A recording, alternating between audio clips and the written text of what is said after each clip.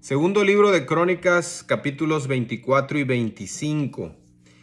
El capítulo 24 nos habla de el ascenso y el reinado de Joás y también de su caída. Recordemos que Joás era un niño cuando empezó a reinar.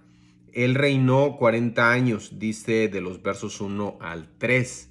En general, pues Joás hizo bien, hizo lo recto ante los ojos de Jehová.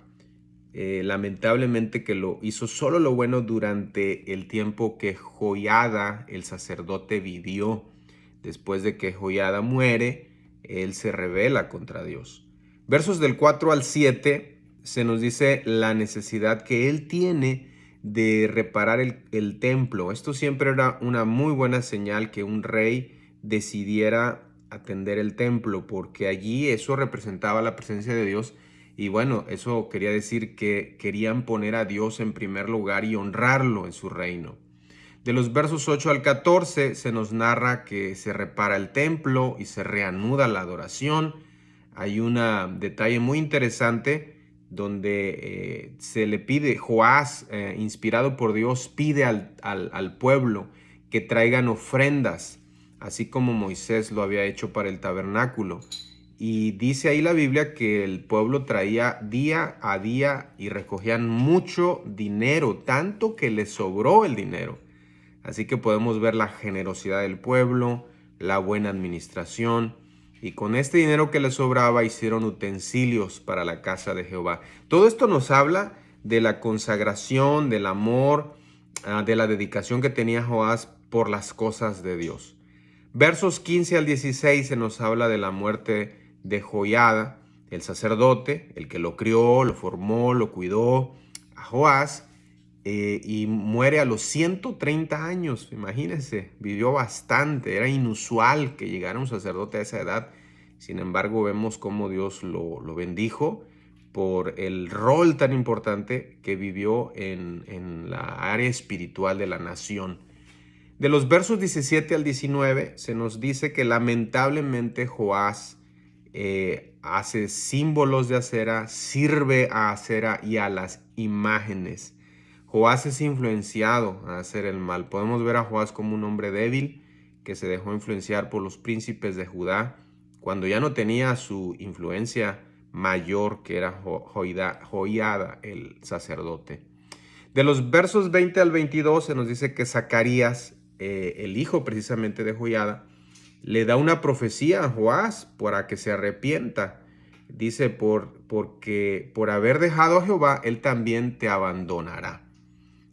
Tanto los líderes como mismo Joás no reaccionaron bien ante esta profecía, esta exhortación de Zacarías, de tal manera que lo apedrean y lo matan por mandato del rey. Hasta allí cayó Joás, tan bien que iba su reino. De los versos 23 al 24 se nos narra cómo Dios trae juicio sobre Judá a través de los sirios, cómo Dios trae juicio sobre Joás. Y de los versos 25 al 27 se nos dice cómo muere Joás. Es asesinado por sus propios siervos. Así que esta historia enfatiza la necesidad de un carácter fuerte, que no solo cuando haya una influencia positiva seamos fieles a Dios, sino en todo tiempo. Y ese carácter solo se puede hacer mediante un trato directo con Dios. Lamentable, ¿no? El caso de Joás. Continuamos con el siguiente rey.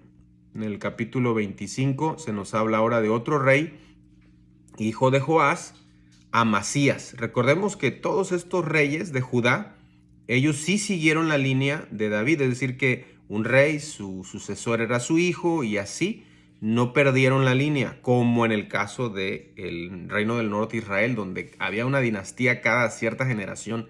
Aquí no, aquí se guardó la dinastía de David. De los versos 1 al 2 se nos dice que Amasías era recto, pero no con un corazón perfecto. Es decir, era incompleta su obediencia. Había un área de su corazón que no le pertenecía a Dios.